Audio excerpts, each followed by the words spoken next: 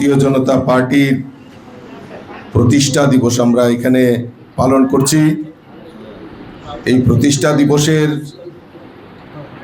যে আমরা ভারতীয় জনতা পার্টির সবাই জানি যে 1980 সনের এই 6ই এপ্রিল প্রয়াত প্রধানমন্ত্রী ভারতরত্ন অটল বিহারী বাজপেয়ীজির হাত ধরে ভারতীয় জনতা পার্টির শুভ সূচনা হয়েছিল।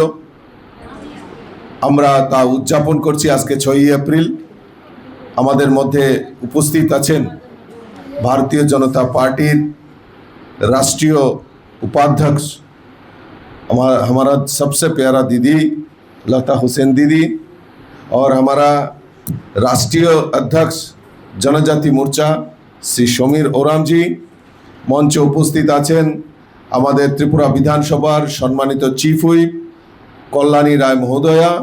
उपस्थित आছেন আমাদের मेयर श्री दीपक मजुमदार महोदय এবং এই অনুষ্ঠানটাকে সুচারুরূপে পরিচালনার জন্য যিনি দায়িত্ব রয়েছেন সারা ত্রিপুরা রাজ্যে।